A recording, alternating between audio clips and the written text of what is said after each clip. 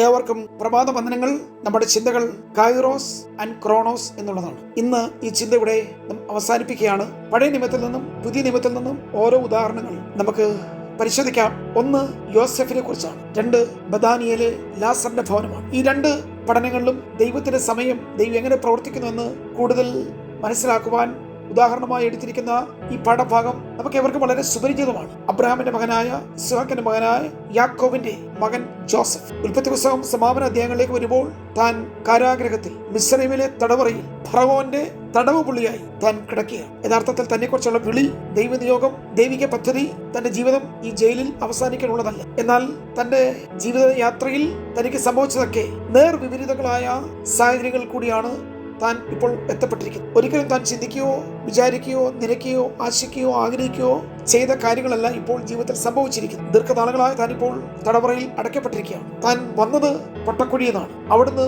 പൊത്തിഫറിന്റെ ഭവനം വഴി ഇപ്പോൾ താൻ ചെയ്യാത്ത കുറ്റത്തിന് ഒരു കുറ്റവാളിയെ പോലെ തടവറയിലായിരിക്കും. തന്റെ ജീവിതത്തിൽ അനവധി സംഭവങ്ങൾ ഇപ്പോൾ നടന്നു കഴിഞ്ഞു. ഒത്തിരി വേദനയുടെ, നിരാശയുടെ, ദുഃഖങ്ങളുടെ സംഭവിച്ചതെല്ലാം വളരെ തിക്താനുഭവങ്ങളാണ്. പക്ഷേ താൻ കണ്ടതും തനിക്ക് കിട്ടിയ വെളിപ്പാടും ദൈവത്തിൽ താൻ പ്രാപിച്ച ദർശനമെല്ലാം ഉയർച്ചയുടെയും മഹത്വത്തിന്റെയും പുരോഗതിയുടെയും നന്മയുടെയും താൻ അധികാരിയാകുന്നതിനെ കുറിച്ചും മറ്റുള്ളവരെ വാഴുന്നതിനെ കുറിച്ചും എല്ലാവരെക്കാളും താൻ ശ്രേഷ്ഠനായി തീരുമെന്നും തന്റെ സഹോദരന്മാർ തന്നെ വണങ്ങുമെന്നും താൻ ദേശത്ത് ഉയർത്തപ്പെടുമെന്നൊക്കെയാണ് തനിക്ക് ലഭിച്ച കാഴ്ചപ്പാട്, ദൈവിക ദർശനം. താൻ ദൈവത്തിൽ നിന്ന് പ്രാപിച്ച അരുളപ്പാടുകൾ, തന്റെ വെളിപ്പാടുകൾ ഉന്നതമായിരുന്നു. വയലിൽ തന്റെ കറ്റ മാത്രം എഴുന്നേറ്റ് നിൽക്കുമ്പോൾ സഹോദരന്മാരെ കറ്റ വീണ് തന്നെ നമസ്കരിക്കുന്നു. പിന്നത്തേതിൽ വീണ്ടും താൻ കാണുന്നു സൂര്യനും ചന്ദ്രനും 11 നക്ഷത്രങ്ങളും തന്നെ നമസ്കരിക്കും. എന്നാൽ ആ സമയത്ത് ഈ വെളിപ്പാടുകളൊക്കെ വ്യാഖ്യാനിച്ചത് തന്റെ പിതാവും സഹോദരങ്ങളൊക്കെയാണ്. അവർ ആദ്യം ചോദിച്ചത്, നീ ഞങ്ങളെ വാഴുമോ, നീ ഞങ്ങളുടെ അധികാരിയാകുമോ, അല്ലെങ്കിൽ അതിനർത്ഥം നീ നാളെ ഉന്നതനും ഉയർന്നവനുമായി ഞങ്ങളെ നീ ഭരിക്കുമോ? ജോസഫിന് മറുപടി പറയാൻ കഴിയില്ല. എന്നാൽ തനിക്ക് കിട്ടിയ ആത്മനിർണയങ്ങൾ വളരെ ഉന്നതമായിരുന്നു. പക്ഷേ അടുത്ത ദിവസം ആ വെളിപ്പാടുകൾ, അതിന്റെ ദർശനങ്ങൾ തന്റെ ജീവിതത്തിൽ നിറവേറി. പല ജീവിതഘട്ടങ്ങൾ കൂടി താൻ കടന്നു പോകേണ്ടി വന്നു. പലതും തന്റെ ജീവിതത്തിൽ സംഭവിച്ചു. തന്റെ സഹോദരന്മാർ ദോദാനിൽ ആടുകളെ മേയ്ക്കുന്ന സ്ഥലത്തേക്ക് സഹോദരന്മാരെ ക്ഷേമം അന്വേഷിക്കാൻ പോയ ജോസഫ് പിന്നത്തേതിൽ ആ ഗ്രാമത്തിലെ ഒരു പൊട്ടക്കുഴിയിൽ അവനെ അവർ തള്ളിയിട്ടു. സഹോദരന്മാർ ചെയ്തത് തൻ ദോഷത്തിന് വേണ്ടിയാണ്. അവർ ചോദിക്കുന്ന ചോദ്യം, നിന്റെ സ്വപ്നം എന്താകും, നീ കണ്ട ദർശനം എന്താകും, നീ നാളെ ഞങ്ങളെ വാഴുമോ? അതാണ് സഹോദരന്മാരുടെ ചിന്തകൾ. ഒരിക്കലും അത് സംഭവിക്കാതിരിക്കാൻ വേണ്ടി ഇനി ഒരു പ്രവാചകൻ വേണ്ട, ഒരു സ്വപ്നക്കാരൻ വേണ്ട, ദർശനമുള്ളവൻ വേണ്ട എന്ന് പറയുന്ന സ്ഥലമാണ് ദോദാൻ. പ്രവാചകനെ കുഴിച്ചിടുന്ന, പ്രവാചകനെ കുഴിയിലിടുന്ന, പ്രവചന ശുശ്രൂഷകളെ ഇല്ലാതാക്കുന്ന, ദർശനങ്ങളെ മൂടിക്കളയുന്ന, വെളിപ്പാടുകൾക്ക് അറുതി വരുത്തുന്ന ഒരു സ്ഥലമാണ് ദോദാൻ. ആ ഗ്രാമത്തിലെ ആരും ഉപയോഗിക്കാത്ത ഈ പൊട്ടക്കിണറിൽ ജോസഫ് വീണപ്പോൾ ഒരു ദുർഗന്ധം വമിക്കുന്നവനെ പോലെ തന്റെ ദേഹമാസകലം എല്ലാ മാലിന്യങ്ങളും അഴുക്കുകളും ശരീരമാകെ മലീമസമായി തീർന്നു എന്ന് നമുക്ക് ചിന്തിക്കുന്നതിൽ ഒരു തെറ്റുമില്ല. എന്നാൽ അവർ അവനെ തകർക്കാൻ ചെയ്തതാണെങ്കിലും ദൈവം അത് നന്മയ്ക്കാക്കി. സുഗന്ധവർഗം വിൽക്കുന്ന വിദ്യാനിലെ കച്ചവടക്കാർ അതുവഴി വന്നു. നിങ്ങൾ ആ പദപ്രയോഗം ശ്രദ്ധിക്കണം. സുഗന്ധവർഗം വിൽക്കുന്ന വ്യാപാരികൾ. സഹോദരന്മാർ നാറ്റമുണ്ടാവുവാൻ, നാശമുണ്ടാവുവാൻ, ജോസഫിനെ ഇല്ലാതാക്കുവാൻ, താൻ ഇനി ജീവിച്ചിരിക്കേണ്ട എന്ന് പറഞ്ഞുകൊണ്ട് ഈ കുഴിയിൽ അവനെ അവസാനിപ്പിക്കുവാൻ അവർ ചെയ്തതാണെങ്കിലും ദൈവം അതിനെ നന്മയ്ക്കാക്കി. ഇപ്പോൾ ജോസഫ് എവിടെ നിന്നാലും സുഗന്ധം പരക്കുകയാണ്. സൗരഭ്യം, അതിന്റെ വാസന മൊത്തവും അലതല്ലുകയാണ്. കാരണം ഇപ്പോൾ ജോസഫ് ആയിരിക്കുന്നത് സുഗന്ധവർഗ വിൽപ്പനക്കാരുടെ നടുവിലാണ്. അവർ അവനെ പോത്തിഫറിന് വിട്ടു. അവിടെ വെച്ചാണ് ഏറ്റവും വലിയ പരീക്ഷയുണ്ട്. താൻ കണ്ട സ്വപ്നത്തിനകത്ത് കുഴിയോ പരീക്ഷകളോ ഇപ്രകാരമുള്ള തടവറയോ കാരാഗ്രഹവാസമൊന്നുമില്ലായിരുന്നു.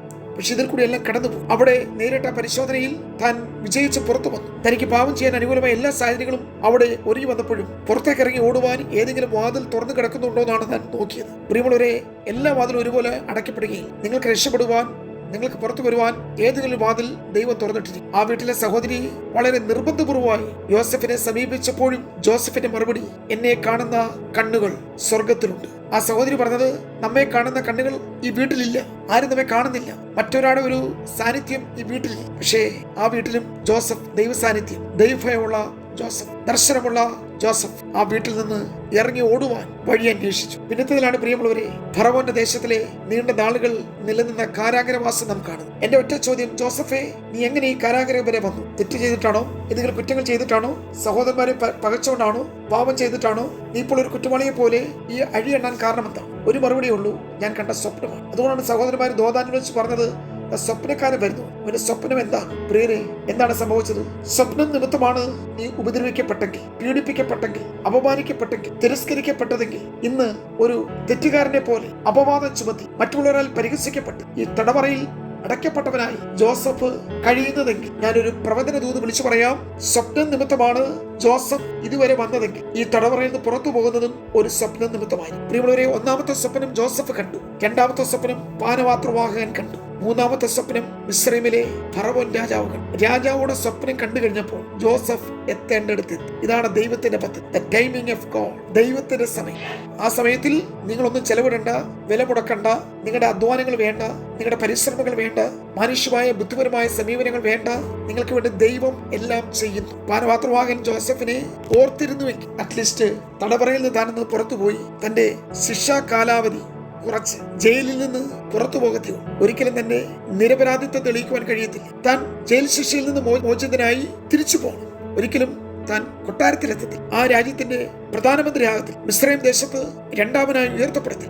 പാനപാത്രവാഹകൻ ജോസഫിനെ മറന്നപ്പോൾ ദൈവം ജോസഫിനെ ഓർത്തു. അപ്പോഴാണ് ഫറവോന് സ്വപ്നം വ്യാഖ്യാനിക്കുവാൻ കൊട്ടാരത്തിൽ ആളി. ജോസഫ് ഈ തടവറയിൽ നിന്ന് കൊട്ടാരത്തിലെത്തപ്പെട്ടു. ഇന്നലകളിൽ നീ വേട്ടയാടപ്പെട്ടത്, നിന്ദിക്കപ്പെട്ടത്, അപമാനിക്കപ്പെട്ടത്, വെറുക്കപ്പെട്ടത് സ്വപ്നം നിമിത്തമാണെങ്കിൽ നീ ഉയർത്തപ്പെടുന്നതും നിന്റെ സ്ഥിതി മാറുന്നതും നിന്റെ വിളിയിൽ നീ ഒന്നാമതെത്തുന്നതും നിന്റെ അവസ്ഥകൾ മാറുന്നതും ഈ സ്വപ്ന നിമിത്തമായിരിക്കും. പ്രിയമുള്ളവരെ, നിങ്ങൾക്കുള്ളതിൽ നിങ്ങൾ വിശ്വസ്തരായി നിൽക്കുക. ദൈവം നിങ്ങളെ ഏൽപ്പിച്ച താലന്ത്, വരങ്ങൾ, ആത്മീയ അനുഭവങ്ങൾ, കൃപാദാനങ്ങൾ, അതിൽ നിങ്ങൾ വിശ്വസ്തരായി നിലനിൽക്കുക. നിശ്ചയമായും നിങ്ങളുടെ വിശ്വസ്തകളെ മാനിക്കുന്ന ഒരു ദൈവം നിങ്ങൾക്ക് വേണ്ടി. പുതിയ നിയമത്തിലെ ഉദാഹരണം, ലാസർ മരിച്ചു. നമ്മുടെ കർത്താവ് ലാസർ രോഗിയായി തീർന്ന ദിവസം വന്നില്ല. മൃതശരീരം കാണാൻ വന്നില്ല. ഒന്നാമത്തെ, രണ്ടാമത്തെ, മൂന്നാമത്തെ ദിവസവും വന്നില്ല. പക്ഷേ മരിച്ചു നാറ്റം വെച്ച് 4-ാം ദിവസം. അതായിരുന്നു ദൈവിക പദ്ധതി, ദൈവത്തിന്റെ സമയം. പക്ഷെ ആ സമയം മാർത്തയുടെയും മറിയയുടെ സമയമല്ല. അവർ വിശ്വസിക്കുന്നില്ല, അവർക്കൊരിക്കലും പ്രതീക്ഷിക്കാൻ കഴിയത്തില്ല. പക്ഷേ കർത്താവ് പറഞ്ഞു, കല്ല് മാറ്റി, കെട്ടഴിപ്പി. ആ കല്ലറ വാതിക്കൽ മുമ്പിൽ അനേകർ ലാസറെ എന്ന് വിളിച്ചു. ആരുടെയും വാക്ക് കേട്ട് ലാസർ പുറത്തു വന്നില്ല. പക്ഷെ ജീവന്റെ നായകനായ, പുനരുത്ഥാനത്തിന്റെ നായകനായ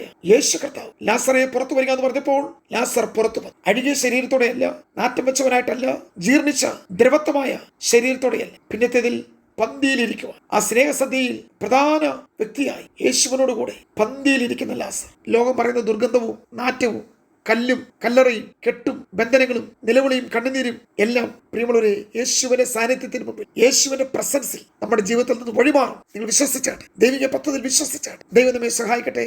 ഗോഡ് ബ്ലെസ് യു.